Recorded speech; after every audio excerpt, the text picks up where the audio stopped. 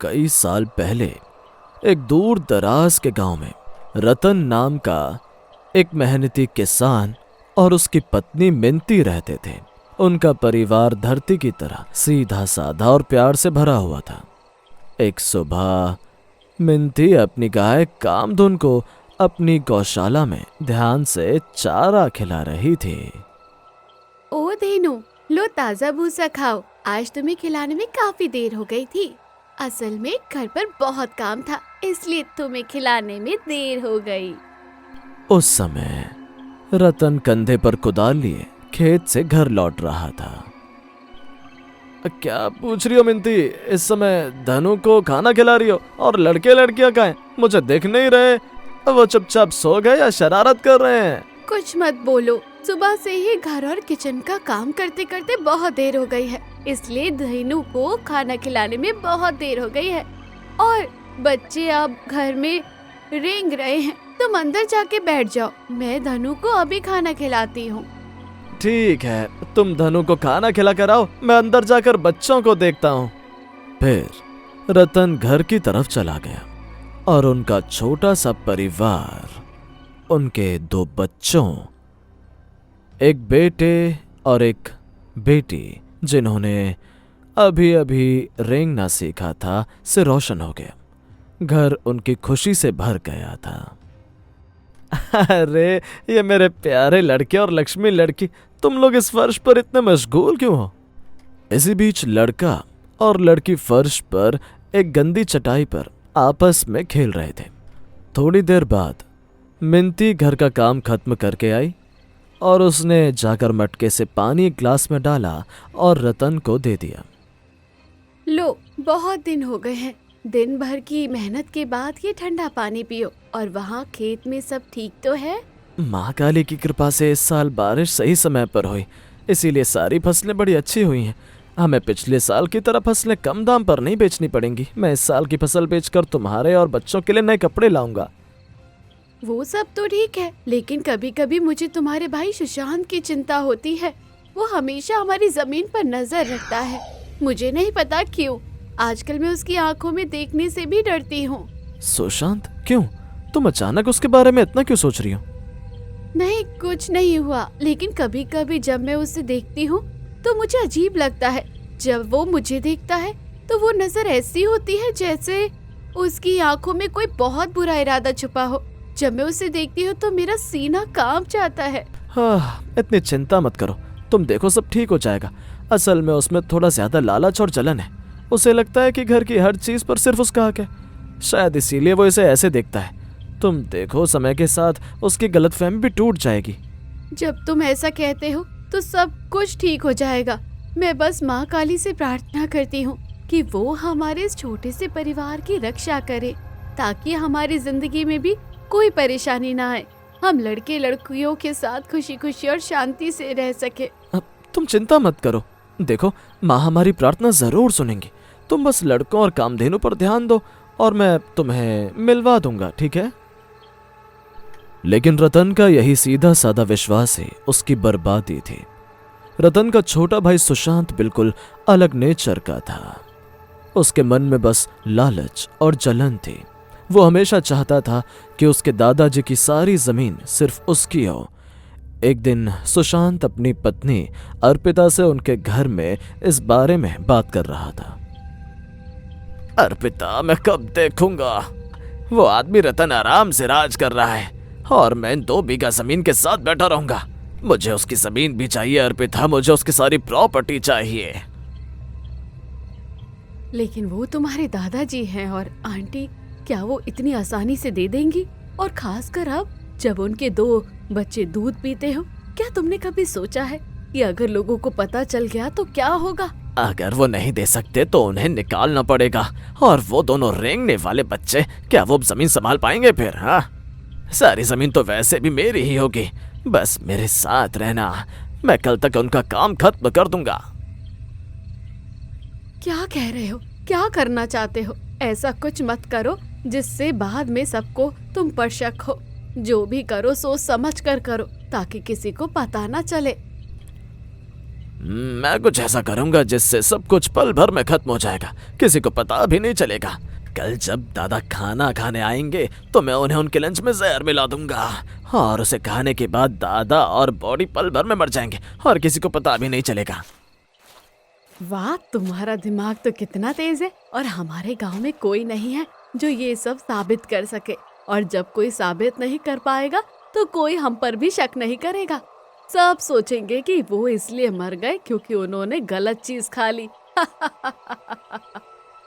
फिर अगले दिन दोपहर के आसपास जब मिंती घर छोड़कर बाहर जाती है, उसी समय सुशांत रतन के गौशाला के पीछे से बाहर आता है और कामधेनु के कान में फुसफुसाता है। आज मैं सारी प्रॉब्लम सॉल्व कर दूंगा, अब सारी जमीन मेरी होगी, ये गाय भी मेरी होगी और वो छोटे बच्चे कुछ दिन बिना खाए पिए वो भी मर जाएंगे, फिर सब कुछ मेरा हो जाएगा। उसके बाद सुशांत जल्दी से किचन में जाता है और सारे खाने में जहर मिला देता है। फिर वो वहां से भाग जाता है और कुछ देर बाद मिंती घर लौट आती है और उसके थोड़ी देर बाद रतन भी घर लौट आता है और दोपहर में पति पत्नी साथ में खाना खाने बैठते हैं। वो बिना किसी शक के सुशांत का जहर मिला खाना खा लेते हैं। लो, अब खाना शुरू करो, दोपहर हो चुकी है। माँ काली की कृपा से इस बार फसल बड़ी अच्छी हुई है, आज मैं खुशी से पेट भरकर खाना खाऊंगा। रतन और मिंती ने सरल मन से जहरीला खाना खा लिया। ये क्या? जैसे ही खाना मेरी खत्म हुआ, छाती दोनों के शरीर में असहनीय दर्द होने इतनी लगा। क्यों चल रही है? उन्हें एहसास मुझे हुआ कुछ कि समझ कुछ नहीं आ गंभीर रहा। रूप से बड़ा है। ये क्या? मेरी छाती इतनी क्यों चल रही है? मुझे कुछ समझ क्यों नहीं आ रहा है? मिंती, मिंती, क्या तुम ठीक हो? हाँ, तुम्हें कुछ हुआ तो नहीं? नहीं नहीं, वो ठीक है, उन्हें कुछ नहीं हुआ, बस हमारी छाती में दर्द हो रहा है। मुझे लगता है किसी ने हमें जहर दे दिया है, लेकिन हमें जहर किसने दिया और उन्होंने हमें जहर क्यों दिया? मुझे पता है ये किसका काम है, सिर्फ तुम्हारा भाई, ये कोई नहीं कर सकता। तुम मेरा विश्वास करो, मैं सच कह रही हूँ, ये तुम्हारे भाई का काम है। लेकिन अब हमारे दूध मुँह बच्चों का क्या होगा? उन्हें कौन देखेगा? माँ काली, अब आप ही हमारी उम्मीद है। अब आप हमारे बच्चों को देखिए माँ, उनकी रक्षा कीजिए माँ। रतन और मिंती चीखते हुए मर जाते हैं और उनकी लाशों के पास बैठे दो मासूम बच्चे जो उस जहरीली दोपहर की दहशत को समझ भी नहीं पाते।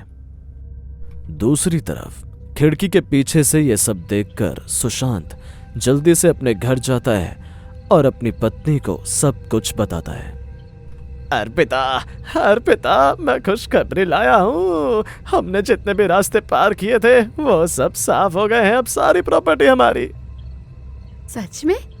तुमने जहर ठीक से मिलाया था ना? कोई गलती तो ना हुई ना? क्या वो सच में मर गए? अरे हाँ, और कोई रुकावट नहीं है। रतन और मिंती दोनों मर चुके हैं। जहर इतना तेज था कि वो हिल भी नहीं पा रहे थे, मैंने सब अपनी आंखों से देखा। अब हम वो घर तोड़कर नया बनाएंगे, लेकिन अब उन दोनों बच्चों को क्या होगा? दोनों बच्चे कुछ नहीं कर पाएंगे, वो रहेंगे या नहीं ये बाद में देखा जाएगा। अभी के लिए जमीन जायदाद मेरी है और कामधनु, अगर तुम उसे भी बेच दोगी तो तुम्हें बहुत सारा पैसा मिलेगा। ऐसे खुशी मैंने कभी सोची भी नहीं थी। तुम सही कह रहे हो। जैसे ही कल सुबह हो तुम जल्दी से जाना और गांव वालों को बुलाकर रोने का ड्रामा शुरू करना। उन्हें बताना कैसी बीमारी हो गई है। सुबह मैंने दोनों को मरा हुआ पाया। मैं इस बीच एक काम करती हूँ, जाकर उस जहर की शीशी को कहीं दफना दूंगी ताकि किसी को कोई सबूत ना मिले। तुमने मुझे बड़ा अच्छा आइडिया दिया है। जाओ जाओ, तुम और काम खत्म करो। आज लगता है माँ काली ने हम पर बहुत दया की है। इस बातचीत के बाद अर्पिता जल्दी से अपना काम खत्म करने चली गई और अगली सुबह झोपड़ी में एक भयानक और गहरा सन्नाटा छा गया। माँ बाप की लाशों के पास बैठकर लड़का और लड़की खेल रहे थे और कभी कभी बेसुध बच्चे की तरह रोने लगते थे। और उसी समय कामधेनु जो गौशाला में खड़ी थी उनकी चीखें सुनकर खड़ी नहीं रह सकी और धीरे धीरे झोपड़ी में घुस गई। पहले उसने ध्यान से एक बच्चे को मुंह के बल उठाया और अपनी पीठ पर लेटा लिया। फिर उसने दूसरे बच्चे को भी उसी तरह उठाया और अपनी पीठ पर लेटा लिया। फिर उसने उन्हें घर के कोने में सुरक्षित रख दिया। फिर उसने उन दोनों लाशों को दया भरी नजरों से देखा। उन दो बड़ी लाशों को घसीटना आसान नहीं था, लेकिन कामधेनु ने बड़ी मुश्किल से रतन और मिंती के शवों को धीरे धीरे अपने सींगों से धकेलते हुए और अपने मुंह से खींचते हुए झोपड़ी से बाहर निकाला। फिर कामधेनु दोनों लाशों को घसीटते हुए झोपड़ी के पीछे घने जंगल की तरफ ले गई। काफी दूर घसीटने के बाद उसने उनकी लाशों को एक सुनसान जगह पर एक साथ रखा और उनके चारों ओर सूखी टहनियां और पत्ते इकट्ठा कर ढेर में गाड़ दिया। लेकिन उनकी लाशों को जलाने के लिए आग की जरूरत थी, लेकिन क्योंकि वो आग नहीं दे सकी इसीलिए उसके दुख की कोई भी सीमा नहीं थी। वो बहुत परेशान हो गई और तभी अचानक चारों ओर आसमान काला हो गया और रतन और मिंती की बेजान लाशों पर आसमान से बहुत तेज बिजली गिरी और धीरे धीरे उनकी लाशों में आग लग गई। ऐसा लगा जैसे अनदेखी ताकत ने उनकी मदद की हो। फिर चिता के बुझ जाने के बाद कामधेनु झोपड़ी में लौट आए। वो सीधे बच्चों के पास गए। बहुत दया के साथ उसने अपना दूध निकाला और सीधे बच्चों के मुंह में डाल दिया और बच्चे खुशी और संतुष्टि के साथ कामधेनु का दूध पीने लगे, जैसे कामधेनु उन्हें अपने बच्चों की तरह पालने की कोशिश कर रही हो। अगली सुबह सुशांत और अर्पिता रतन की झोपड़ी में रहने आए और उनके साथ कुछ गांव वाले भी थे। उन्हें लगा कि अब कोई रुकावट नहीं है। देखा मालती, अभी हमारा घर है, आओ आओ घर देख लेते हैं।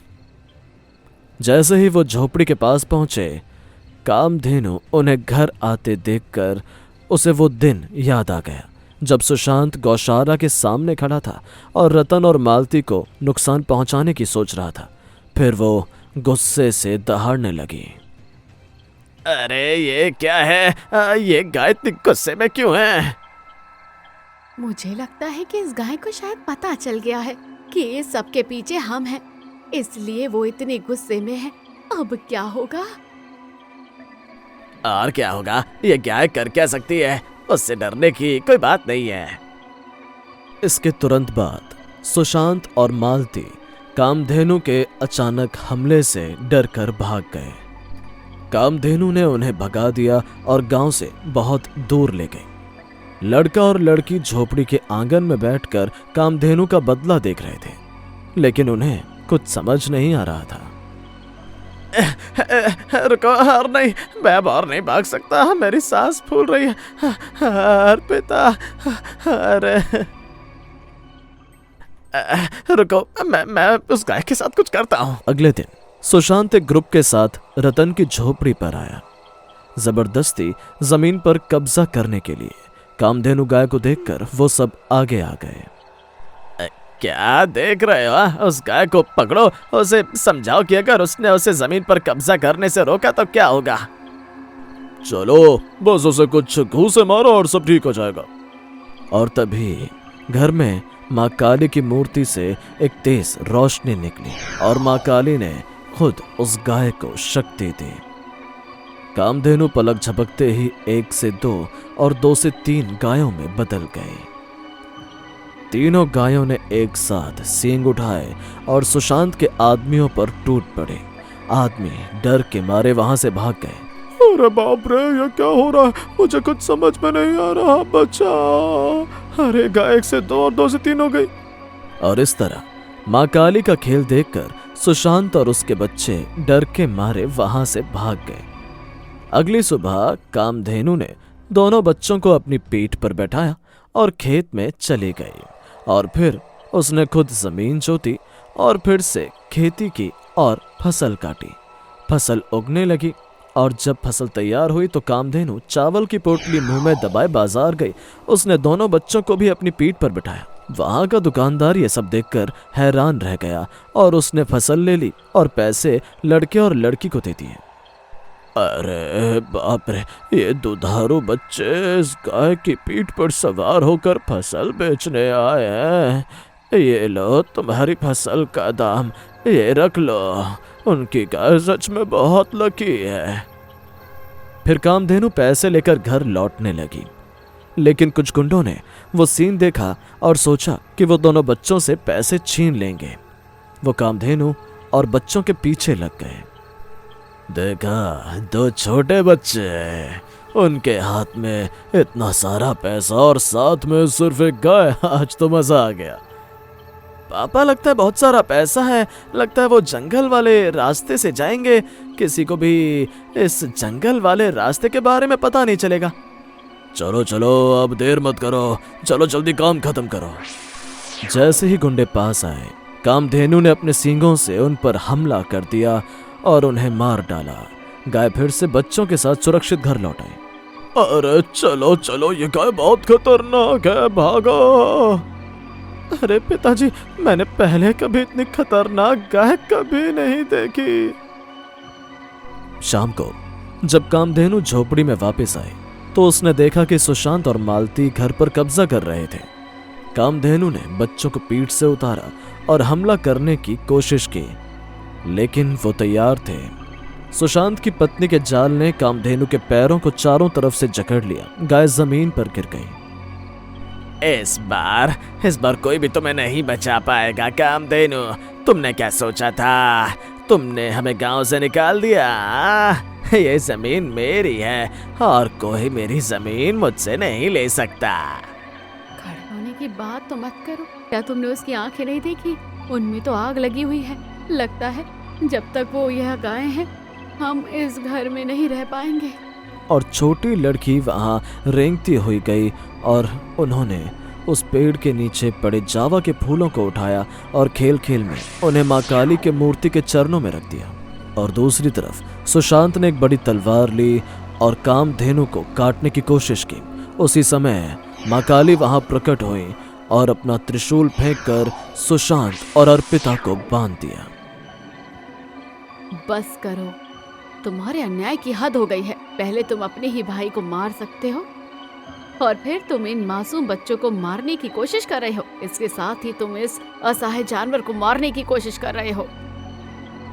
माँ मुझे माफ कर दो। माँ, हमसे गलती हो गई। मैं समझ गया। माँ, हमसे गलती हो गई। माफ कर दो माँ, मैं माफ कर दो, गलती हुई। दयालु माँ, हमें माफ कर दो। हम लालच में अंधे हो गए थे। ये अब हम गलती दोबारा नहीं करेंगे। इस गलती की कोई सजा नहीं है। तुमने अपने भाई का खून बहा है। तुम तो बस इस बेबस जीव को मारने गए थे। तुम्हें सजा मिलनी चाहिए। फिर माँ काली ने अपनी शक्ति से उन दोनों के शरीर को हमेशा के लिए पैरालाइज कर दिया और उन्हें वैसे ही छोड़ दिया। और दूसरी तरफ उन्होंने कामधेनु को आजाद कर दिया और कामधेनु फिर से बच्चों के पास गई और उन्हें प्यार से खाना खिलाया।